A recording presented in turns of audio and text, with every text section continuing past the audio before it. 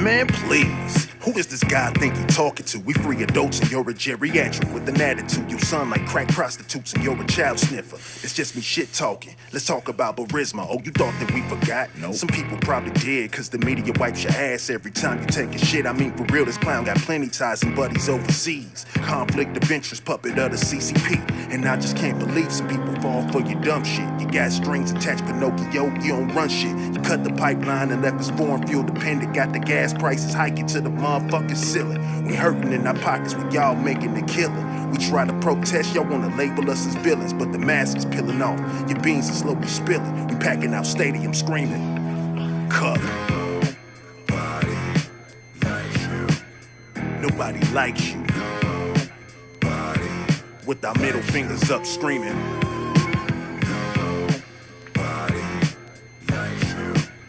Nobody likes you. That's what we all saying. Yeah. Hell yeah. We got our middle fingers up screaming, fuck you, Joe. You jerking off the Taliban, dished us in Afghanistan and left it up to Glenn Beck to retrieve her. And they scrambling for the airports with credentials and passports. And your administration saying, nah, leave them, you're a loser. And a disgrace for a president. Your ass should be impeached. The folks in D.C. had better sense, but they don't. They probably in on the plot, so they won't. And them snakes.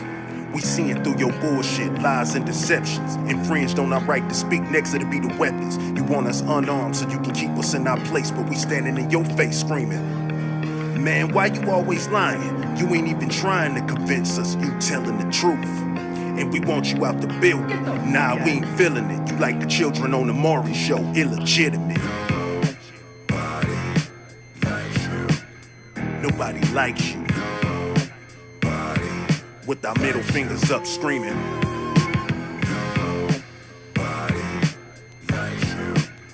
Nobody likes you. That's what we all saying. Yeah. Hell yeah. We got our middle fingers up screaming, fuck you, Joe.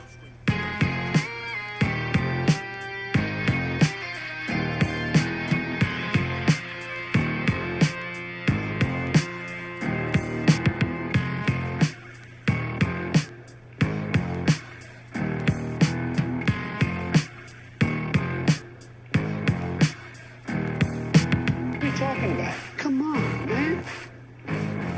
Come on, man. Come on, man. Come on, man. Come on, man. How many push-ups you want to do here, pal? Oh, come on, man. Why the hell would I take a test? Come on, man.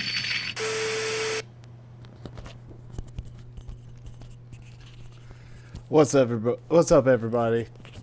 We're back, and if you notice, finally got me a haircut. So today we've got a lot to catch up on. I took the last episode off, had a lot going on, working real late nights, trying to keep everything going, but we're back today. It is Sunday, day for relaxing, and today's going to be a little bit longer of an episode than usual, because I got some catching up to do. Since Thursday and Friday, man, a lot has come out, a lot has been going on. And we are going to go through quite a bit of it. Not everything, though. I'm going to talk about everything that has been going on with Elon and his satellites in one of the next episodes coming up. But I definitely want to talk about that because I'm still waiting on Elon to say something like, hey, my satellite's my choice, But yeah, there's a lot going on with that.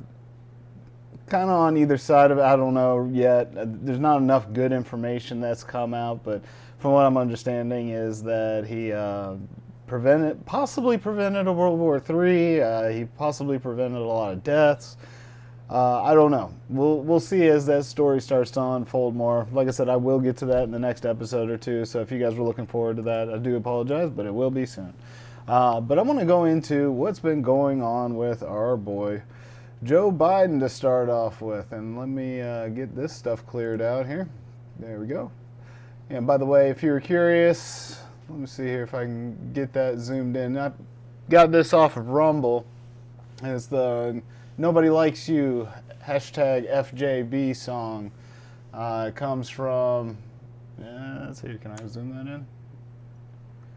What is it? Chronic Clarity. Sorry. All right, so there we go. Chronic Clarity, man. Definitely check that out. Thought it was a great little song. Great way to start it off. Yeah, there's going to be some explicit language in this episode. I do have some more videos to show, or at least another video to show. And the person in that video does not hold back. But first I want to go on to this article here, and let's see if everything will behave. There we go. There's my duplicate. GOP lawmaker gives surprising timeline for expected Biden impeachment, according to the conservative brief. And actually, there's a lot of people that are talking about this in the news. So pretty much any of your favorite political coverage will have some more information on this. But I like the article from the conservative brief. They do some decent reporting and telling of these stories. So definitely check them out. It goes to say in the article, the walls are starting to close in on President Joe Biden as impeachment inches closer and closer. Representative Claudia Tenney, Republican of New York, spoke to Newsmax this week and said that she expects an impeachment inquiry into the president is definitely on the table sometime this fall. That gives us a little time to get the information, to get it out, to get coverage of it so the American people can actually see the facts, she said on the show Newsline. She said that House Oversight and Accountability Committee Chairman Rep. James Comer has acknowledged that the mainstream media has been derelict in its duty to report on what's happening with the Biden family. And yeah, that is the truth. That is the truth, hands down. They have been covering and masking for this guy.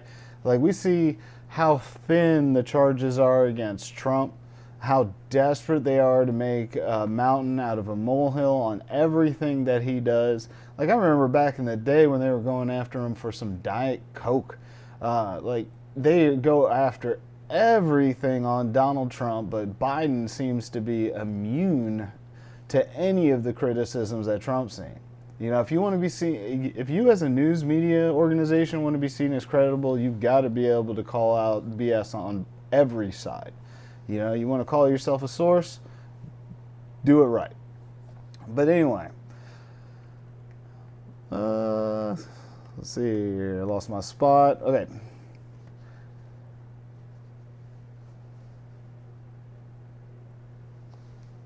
Quote, they're not showing these things, sorry about that, they're not showing these things that are happening in plain sight, whether it's explosive testimony that came out from the whistleblowers, the FBI informant, which corroborated all that from Senator Chuck Grassley, Republican of Iowa, to all the information that's now coming out, matching that up with Hunter Biden's laptop, she said.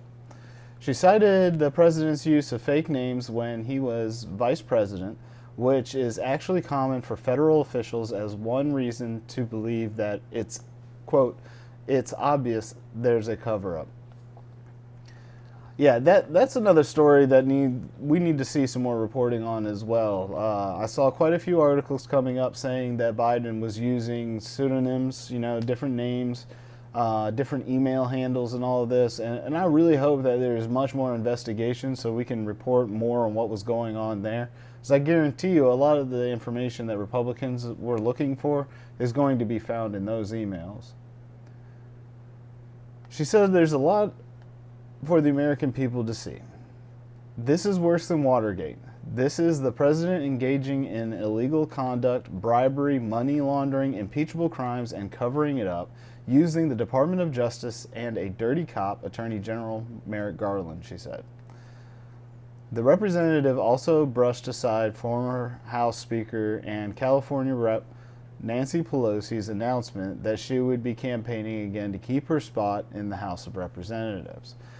There's a lot more in this article, folks. I definitely suggest going here to the Conservative Brief. Go check out this full article, find out everything that they say about Nancy Pelosi and the furthering details of this story. I definitely see a lot more coming. Matt Gaetz has been pushing, and I don't remember if I have the tab. No, I think I accidentally closed that out, but that's all right.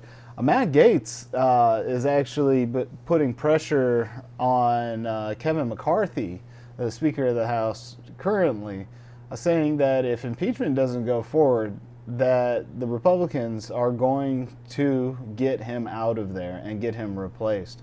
And I heavily support that. You know, I'm not a big fan of Kevin McCarthy. I'm waiting for him to put up. You know, I'm waiting for him to show what he's really supposedly about. He's made me very, very nervous since the beginning when he started moving into the office before his position was even voted in.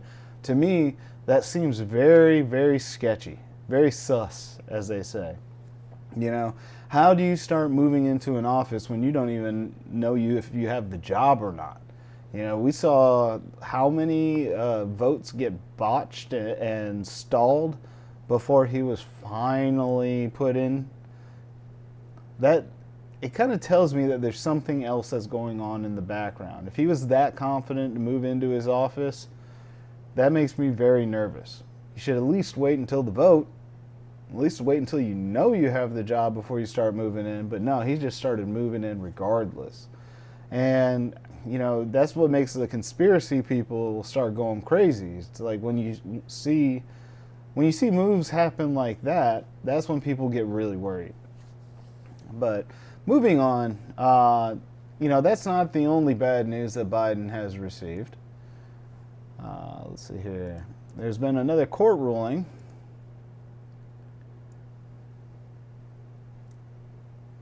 There we go. Appeals court, and this is from the Post-Millennial. Definitely check this article out as well. Post-Millennial reports, appeals court rules Biden admin violated First Amendment in censorship case. So for all of you out there that believe that the White House was not engaged in censorship and that no hanky-panky or whatever was going on, here you go. Here's a court ruling right here for you. Let's have a conversation about this. Do you believe that the White House was involved in censorship or not? Go ahead and comment below, because this article will let you know. On Friday, the Fifth Circuit Court of Appeals upheld a lower court ruling that the Biden administration violated the First Amendment when it pressured social media platforms to remove posts about COVID-19 and the elections. The three-person panel ruled that the administration used intimidating messages and threats of adverse consequences to control the content moderation decisions for the companies. There it is. Let's see here. It is true, or see this is looks like a quote from Jenin Yones.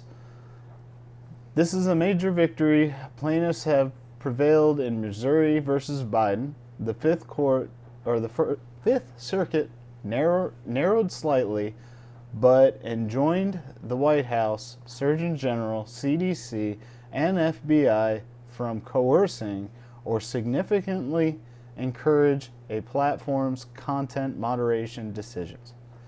It's true that the officials have an interest in engaging with social media companies, including on issues such as misinformation and election interference, the decision read. But the government is not permitted to advance these interests to the extent that it engages in viewpoint suppression. Y'all, we saw so much of that over the past so many years. We watched all kinds of conservatives, Republicans, independents, all kinds of different people, even people on the left that were saying that things weren't right, they were all being censored. You know, one of my favorite authors right now, Dr. Robert Malone, you know, who wrote this book, Lies the Government Told Me, even he was censored off of a lot of platforms. And so you got to ask yourself why. You know, that guy fathered the technology that developed the mRNA vaccine in the first place. Why would you want to censor that guy? But yeah, a lot of voices were taken off, including even mine. I had a Facebook and a Twitter account, and both of those were taken down because of me sharing a CNN town hall video of Stacey Abrams. And I lost both of those accounts. I recently got my Twitter account back, but it is useless. It has been completely wiped. All my followers gone. Everyone that I was following is gone. Like, it's just a shell of an account. There's no substance inside. I still haven't gotten my Facebook account back. You know, just completely knocked out of those two social medias altogether. You know, the censorship was ridiculous. The pressure that the government was putting on these companies, and I didn't see any resistance of the kind. I don't remember seeing any articles about Mark Zuckerberg saying, hey, the FBI or the CIA or some company like that is bullying us. I didn't see any of that. Instead, we saw them roll right over and knock people off those platforms. So if over the past couple of years you saw your friends list drop, or you saw your subscriptions drop. Oh, I saw that on YouTube as well. And now that I mention it, you know, I was following a few hundred different pages, and now I'm down to like 80 something last time I counted. You know, so if you're missing a lot of people in your life, if you're missing a lot of pages that you were following, I promise you, it's not you, it's them. All right, let's move on a little bit further. But yeah, definitely go check out this article. This article goes much further, much deeper into that. Check it out. Tell me what you think. All right. So in the news as well, we've been hearing a lot about the immigration crisis, or whatever you want to call it, whatever's going down there at the border. You know, President Biden and his administration have decided that we don't need to enforce our southern border, and they've opened up the doors, and they just said, walk on in if you want to, basically. And a lot of people are getting kind of upset about it, including New York City Mayor Eric Adams. This article,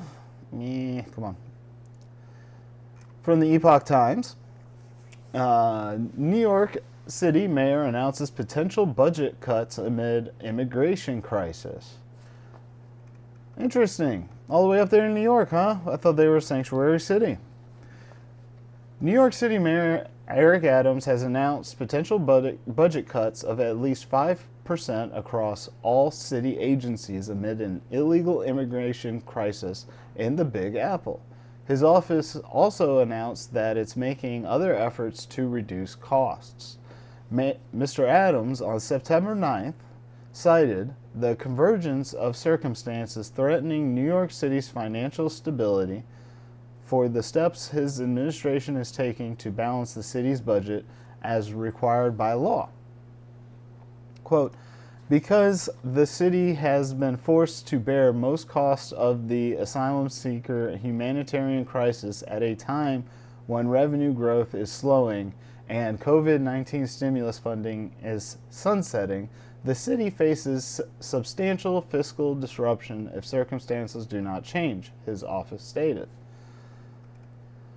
Specifically, his administration is asking, quote, asking all of our agencies to submit a plan to reduce their city-funded spending in each year of our financial plan by 5% for our upcoming November budget update, by another 5% in January's preliminary budget, and by a final 5% in April's executive budget, Mr. Adams said in a video address to New Yorkers on September 9th. About 10,000 illegal immigrants seeking asylum are still arriving each month, which puts the estimated cost for taxpayers at $12 billion over 3 fiscal years, his office stated.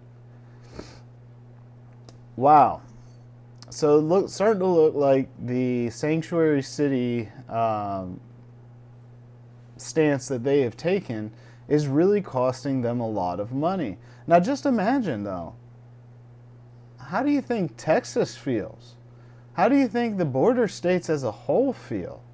They're seeing way more influx than what Eric Adams is seeing here.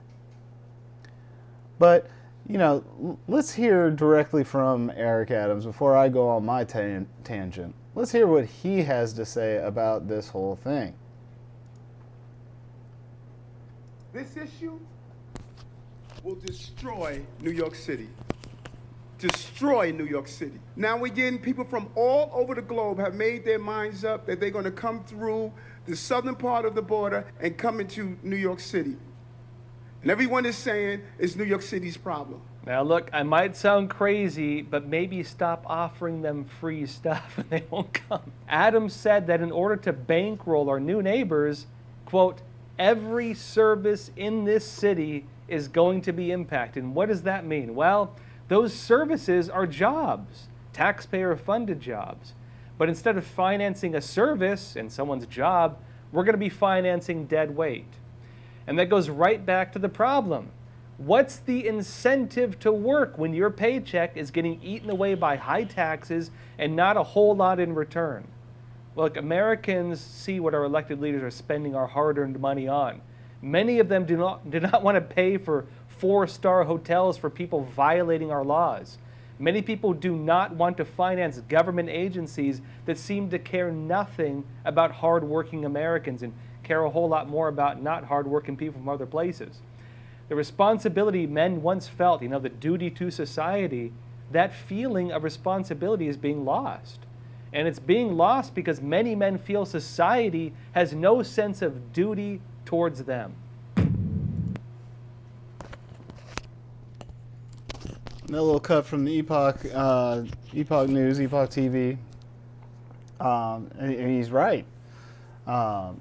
Americans are definitely upset about having to foot the bill for all these people coming in. But Eric Adams is now going to double up that pressure on the people. Like, you don't think that we've already been feeling the brunt of this, since before the Biden administration took over.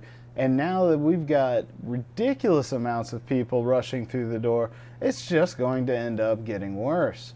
So I appreciate them posting that up today.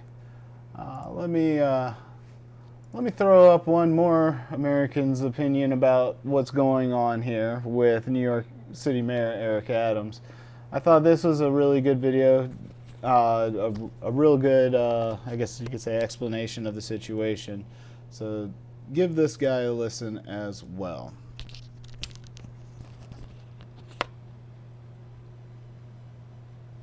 I got home from work today, right as about the time Lester Holt is on. Now, I don't watch the news, y'all know that, but my wife does. And I happened to walk in when they were talking about the first day of school in New York City. And they were complaining about the illegal immigration problem and the thousands of children that have now been added to the schools and the resources that are not available and the money that they don't have. And it's clogging up the schools and will negatively impact the children of New York City. It's interesting. The state of Texas started school 2 weeks ago. I don't remember seeing a single fucking story from Lester Holt or any other mainstream news media source. You don't care about our schools being clogged up? You don't care about our housing being clogged up? Or our hospitals being clogged up? Our justice system being clogged up? It's only if it happens to New York City. See, Arizona and New Mexico face the same burden. See, we're being sued right now by LA County for 12 busloads of people. 12 busloads since June. New York City is bitching about a few thousand extra kids in their schools. You know how many kids have come across the border illegally? Or how many people? 190,000 last month. 130 plus thousand a month before that. And between 90 and 100,000 the month before that. So about 400,000 people as you're crying about 12 busloads. And as New York City is crying about a few thousand extra kids in their school system. But you're not saying a fucking thing about the people that we're having to deal with in the state of Texas and the strain it puts on our economy and the strain it puts on our hospitals, schools, and housing and everything else. And as Texas tries to fucking solve the problem, all we hear is the mayor of New York City and governor of New York and governor of Massachusetts and LA County suing Texas and going after Greg Abbott. Greg Abbott didn't cause the problem. Greg Abbott is sharing the problem. But the problem was created by the man sitting in the White House that you guys voted for. You know, the one pushing your liberal policies. But you're not complaining about him at all. As Texas puts up buoys and sends National Guard members and DPS officers down there to try to stem the flow so that we don't have to be sending these people to other cities and having the burden shared by everybody. But our hand has been forced. We got sued by the federal government. Now we have to take the buoys down. So the President of the United States is constitutionally obligated to protect the borders, isn't doing so. So as we try to, we're all of a sudden the enemy. As you're now complaining that the policies need to be changed. It's fucking interesting. Being that you have sanctuary city status and you guys asked for this and wanted them, but now that they're there, you don't want anything to fucking do with them, and you want to blame Texas instead of blaming Biden. Not a single story on New Mexico, Arizona, and Texas. Not fucking one. And our school's been in session for 2 weeks, so you've had enough time to actually do it, but you didn't. See, because you don't think it's a burden when it's not in one of y'all sanctuary liberal cities. You think it's a problem when it's in the red states. You don't even care about the cities in Texas, as long as it's in a red state and you can cause the problem and flood it to try to get more Democrat votes. But see, you got outsmarted. And it's going to get worse and worse and worse. And you know what? We're going to support it. Because it's amazing how you can cry, complain, and bitch about it, but yet you're not anti-American, anti-immigrant, bigoted racists. You're somehow pro-American and pro-New York citizen. Isn't that interesting? It's amazing how you just move the goalpost when you want to try to make your arguments. It's going to get worse. He's right. It is going to get worse. It's going to get much worse. And in fact, Greg Abbott, he's making moves to exacerbate the issue since his state is being just slaughtered with all of this. Let me pull this up for you. Greg Abbott vows more buses to D.C. over White House migrant plan. What a surprise. And I don't blame him. I don't blame him at all. And this is from Newsmax, as you see. It goes on to say, Republican Texas Governor Greg Abbott reacted to a report that the Biden administration is considering a policy change that would force migrant families to remain in Texas during the asylum process with a policy move of his own. More buses to Washington, D.C. That's a great move, I think. The policy change being considered, reported by the Los Angeles Times on Thursday, could be a response by the administration to lessen the burden on major metropolitan areas from an influx of migrants. But while the administration might be mulling the Reagan-era change to disallow migrant families from roaming freely in the U.S., Abbott is keeping the buses warm. I mean, what else do you do? I mean, Greg Abbott is looking at hundreds of thousands of people flowing over the border into his state. You know, just like that guy was saying before. Where do these people go? Do you expect to stack them all up in one city? I mean, how does that work? Is the federal government giving more money to any of these cities inside of Texas or any of the border states to take care of these people? No. No, the federal government isn't helping at all. You know, there's nothing that Texas can do with all these people that are flooding in. Back when it was a small population, you know, and they were doing everything they could by making these tent cities and things, which I'm not saying are great or anything by that nature, but when they were doing that, Democrats were all super upset. They were all up in arms saying that it was racist, it was awful, it was torture, it was abuse, it was this, that, and the other. They couldn't say anything good about it. Now the influx is over 10 times what it used to be.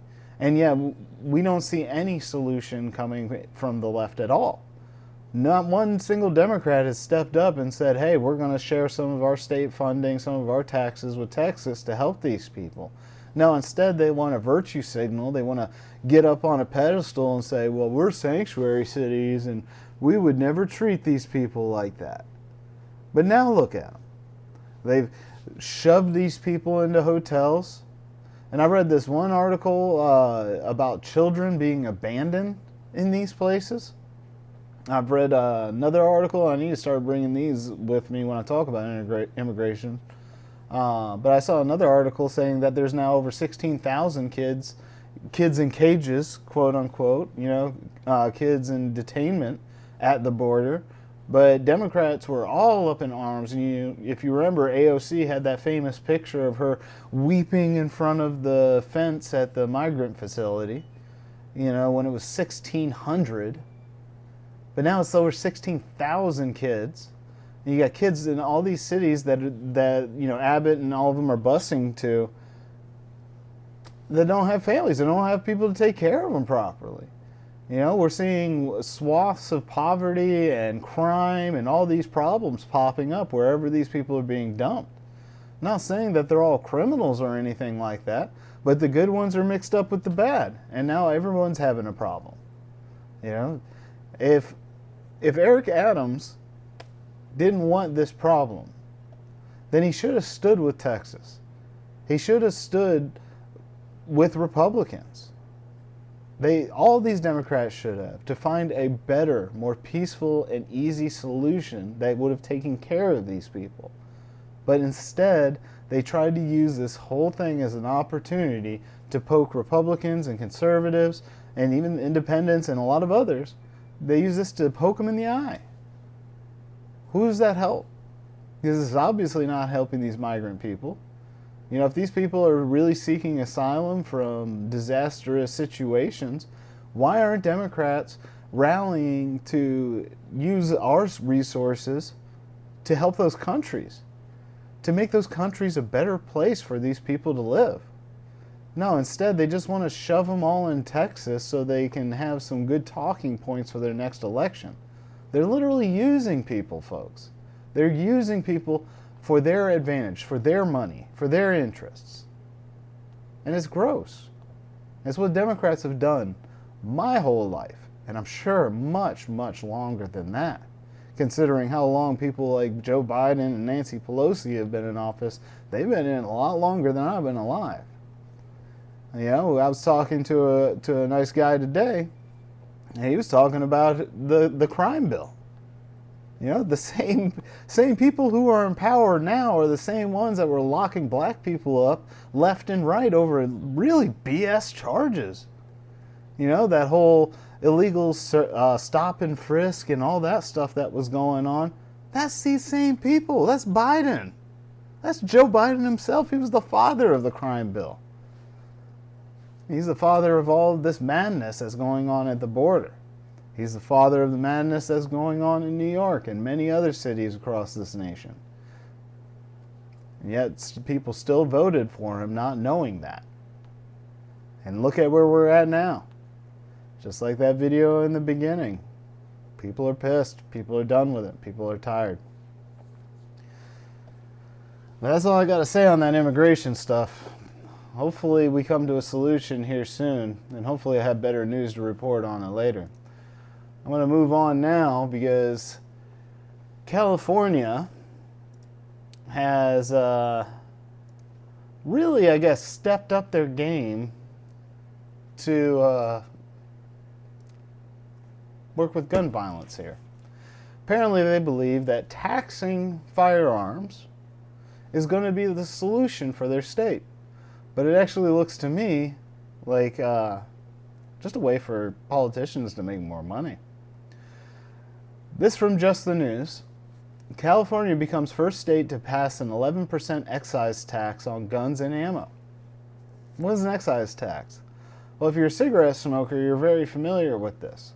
You've seen your pack of cigarettes go up by like over 100%, or, don't quote me on the number, but it's a ridiculous number. I'm not a cigarette smoker myself, but I know that packs of cigarettes are insanely expensive, and it's because of this tax right here. And so now they're going to try to treat guns just like we treat cigarettes, which is kind of messed up considering cigarettes take lives and guns protect lives. Earlier this week, California legislators passed an 11% excise tax on guns and ammunition.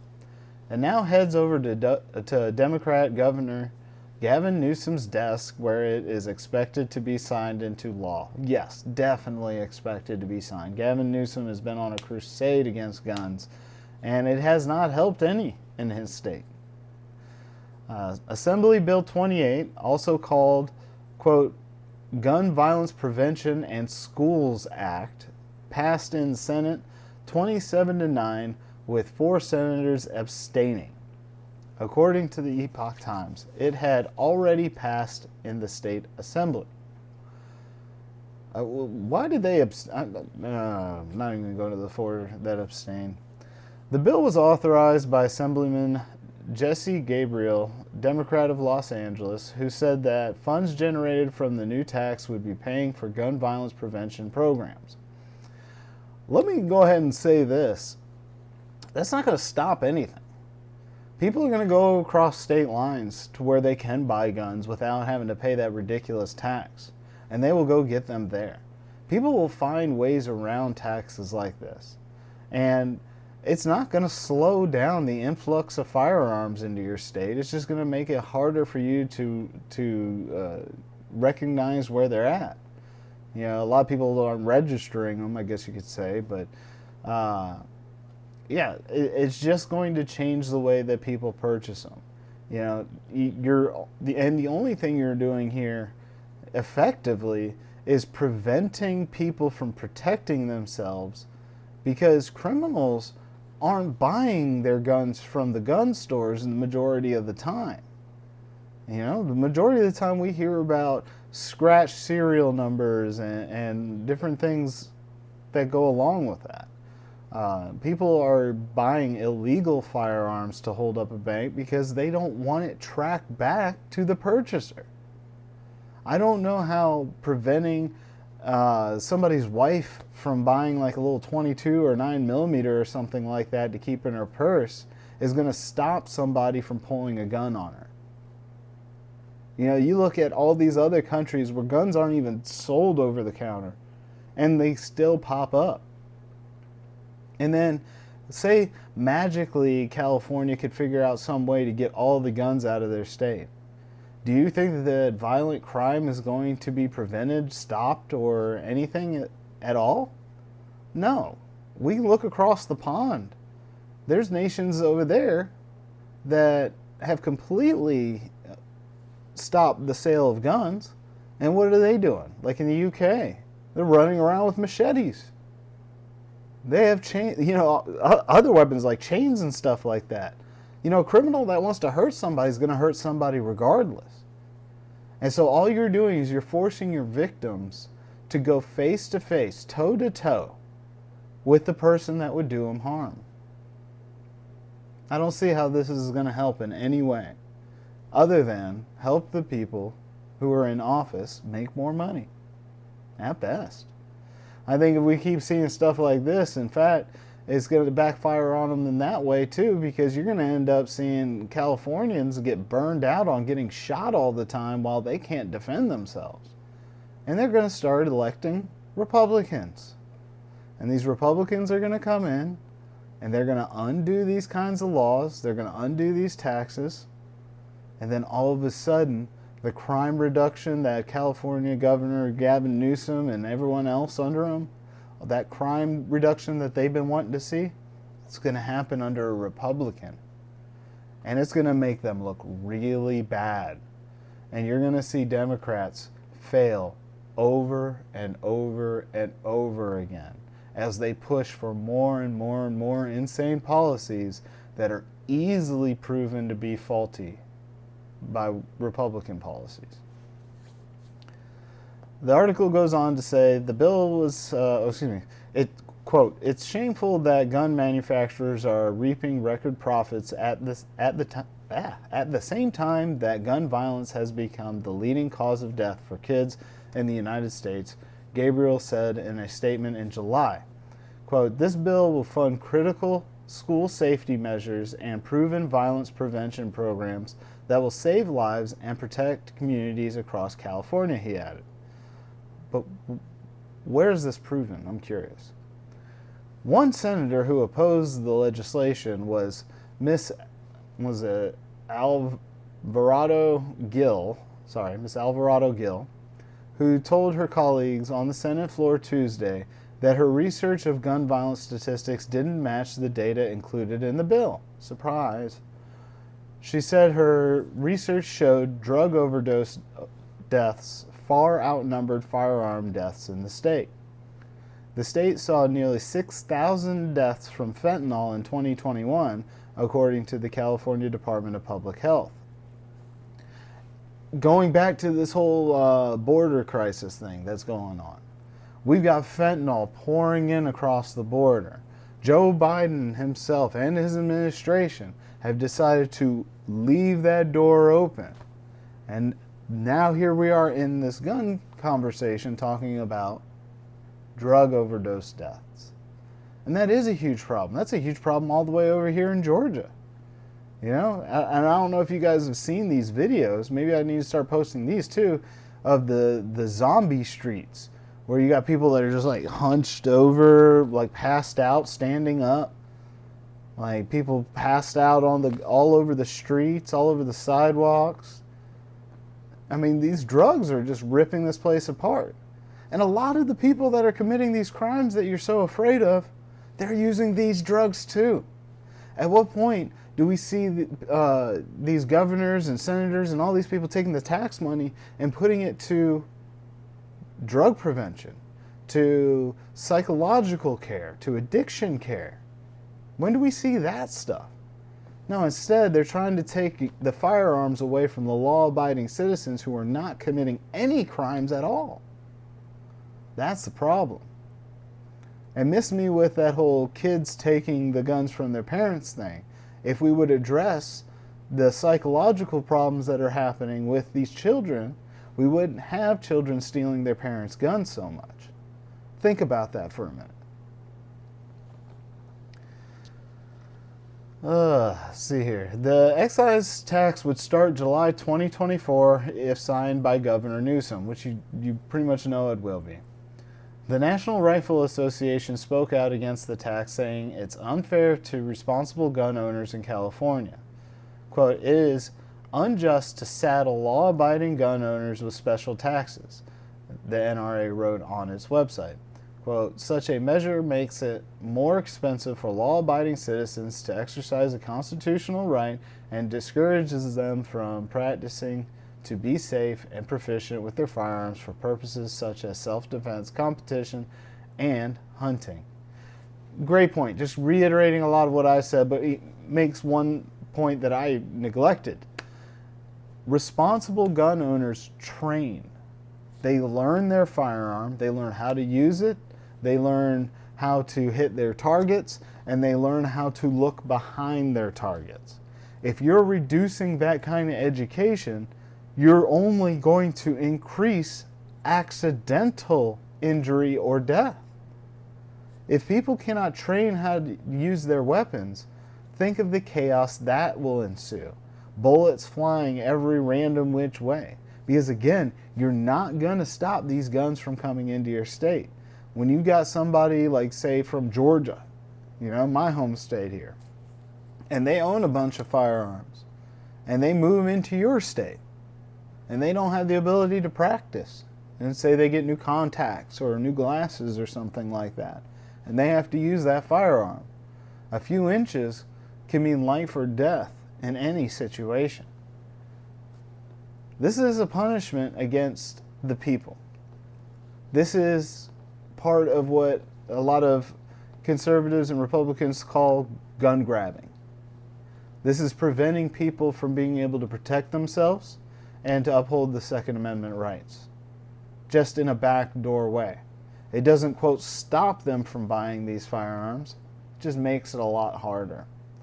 So, to close this story out, the one thing that I would say, if possible, is gun manufacturers need to find a way to make their firearms cheaper.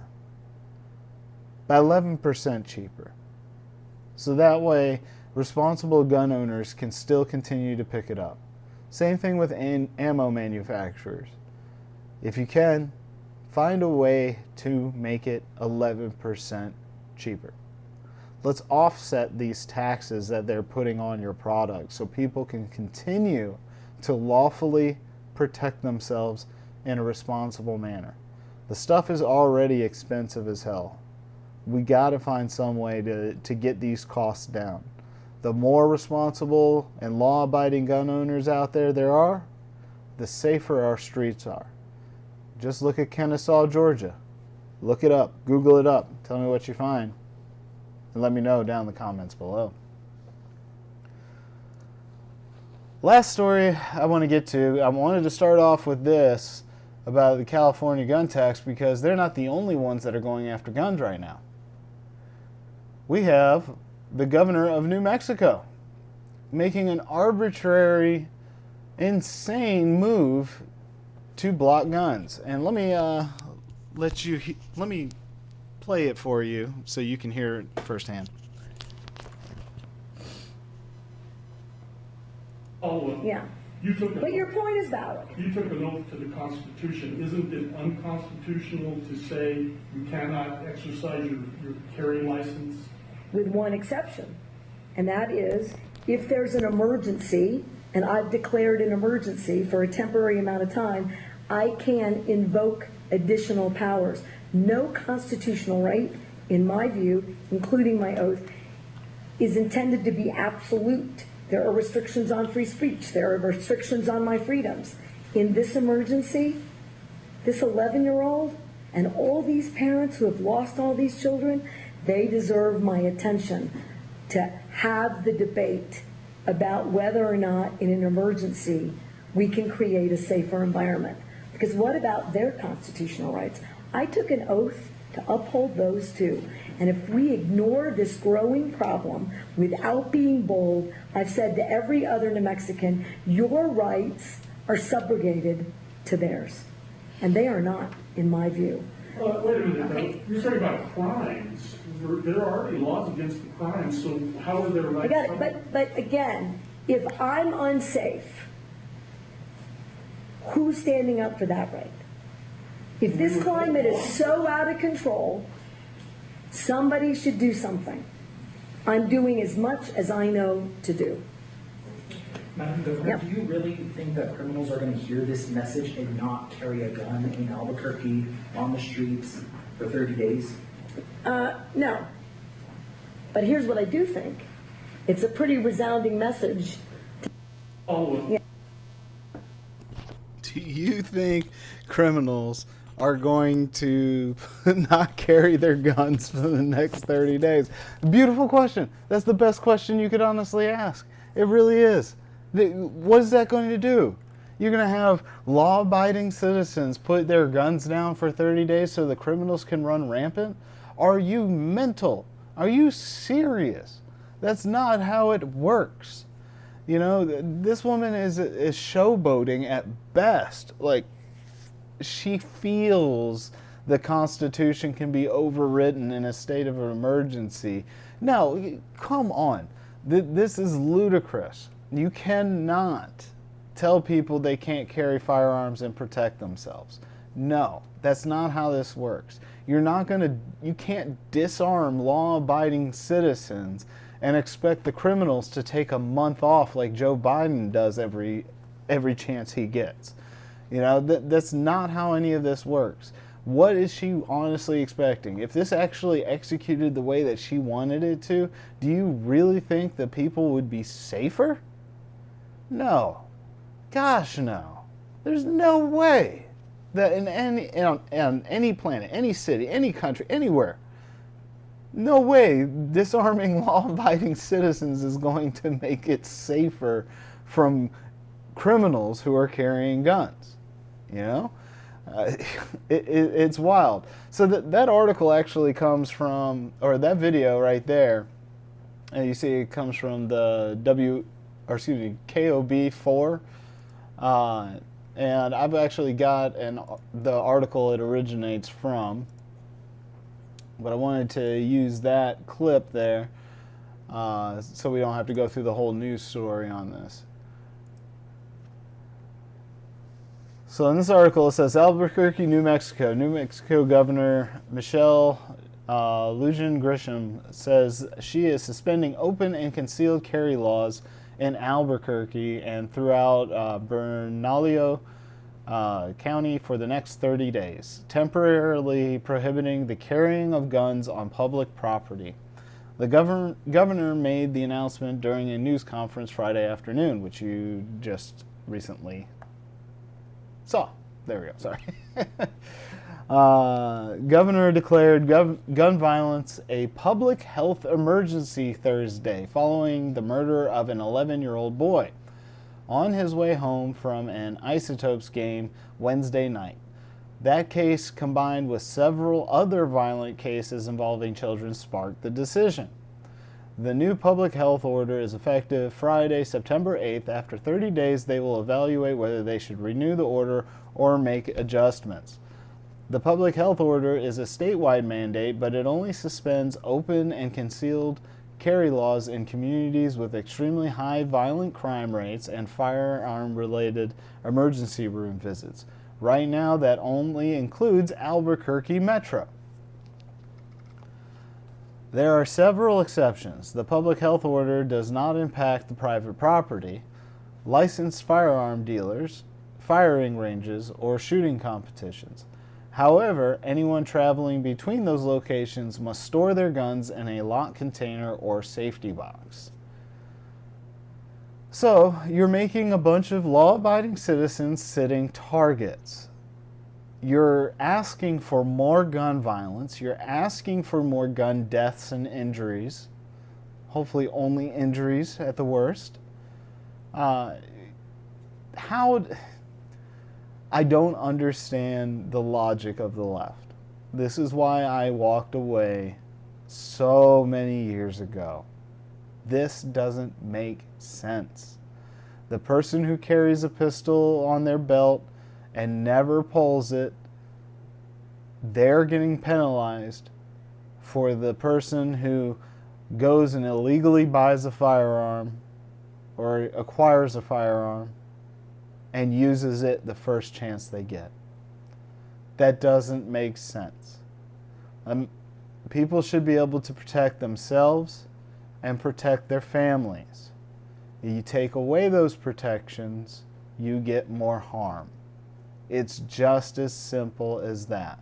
And if we look across the map and we see month after month, the highest violent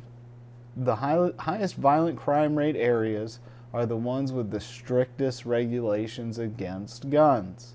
Again, I was talking about Kennesaw earlier in the episode. Look it up. That's a city here in Georgia where they have mandates for homeowners to own guns. And here in the state of Georgia, we have open carry in most of the state.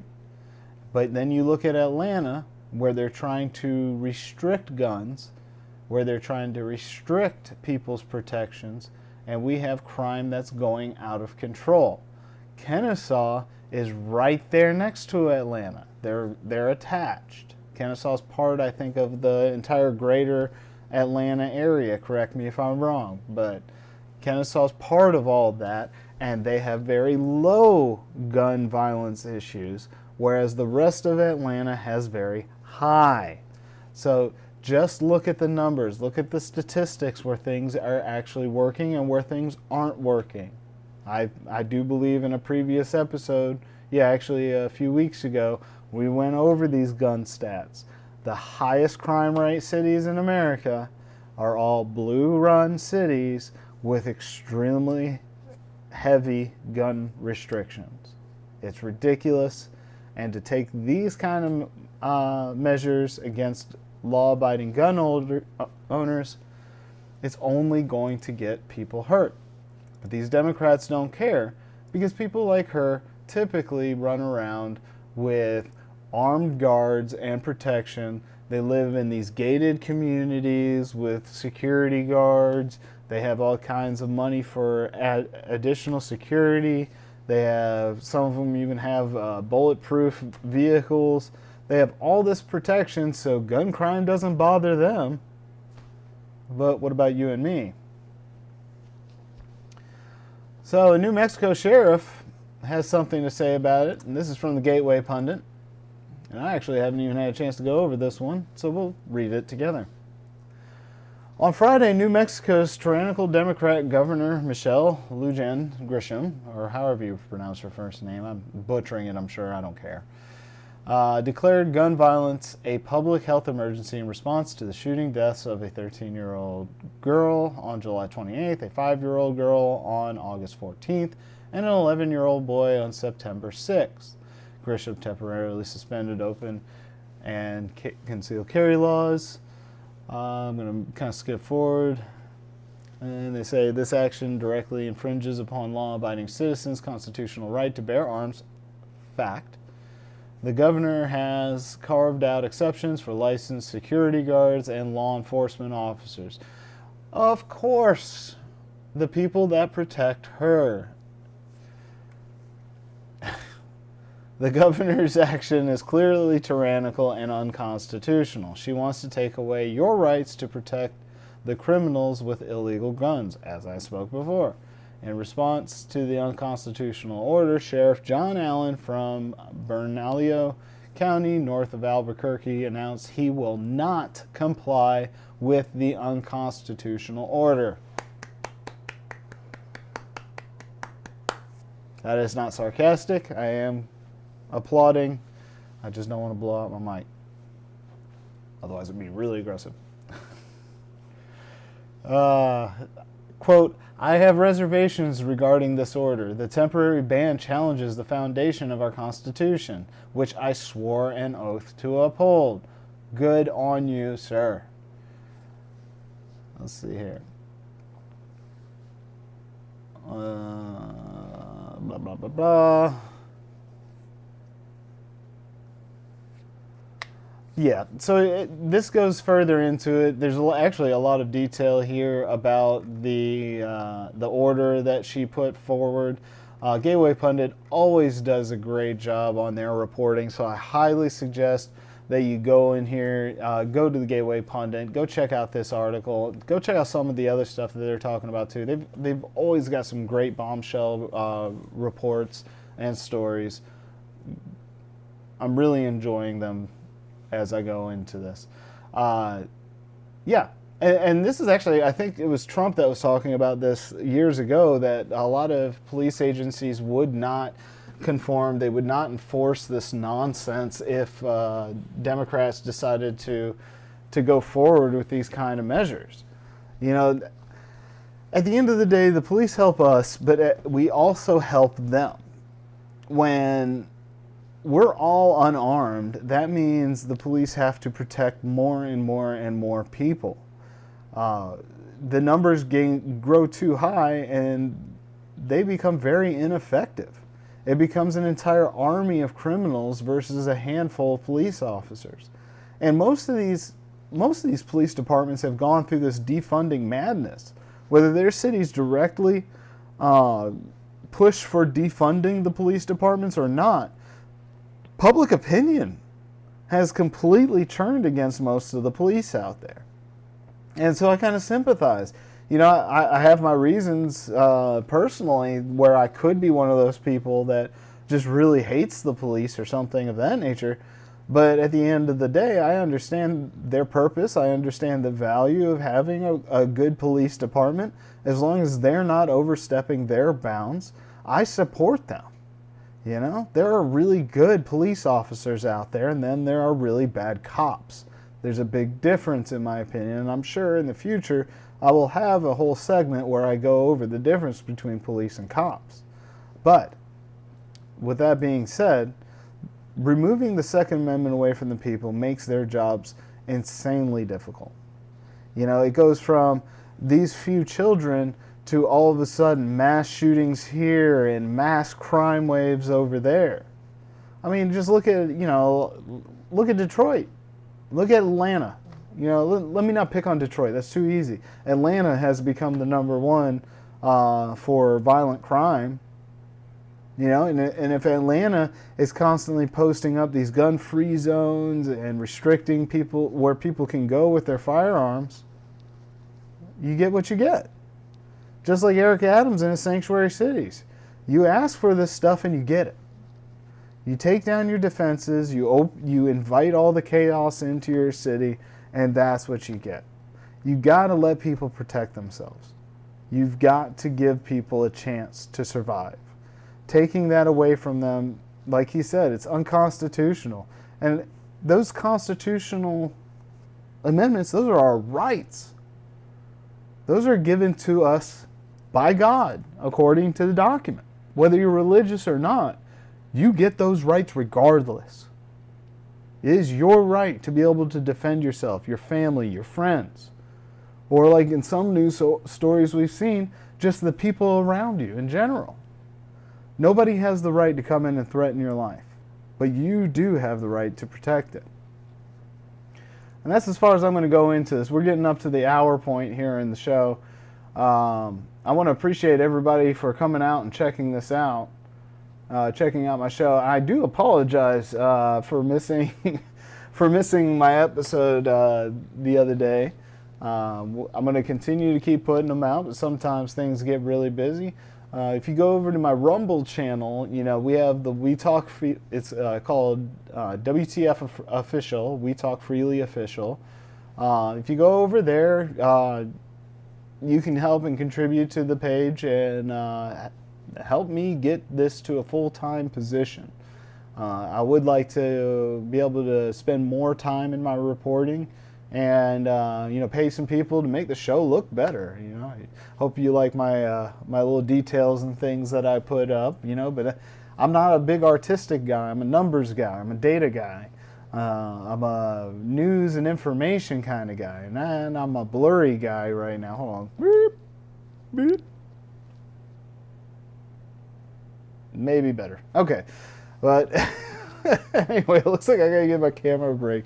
So this is We Talk Freely. It's brought to you by Green Table Gaming. I got it this time. And the Local Spin. And Local Spin is going to be helping me get some shorts and different videos up like that. So if you don't have the time to sit through my whole hour-long episode, they're going to actually help divide the show up into segments and get it going. But right now they're in the middle of a big fundraiser so they can continue what they're doing with their studio. And hopefully I'm going to be in there very soon. I talked to the producer over there. He's really excited to get me back in there.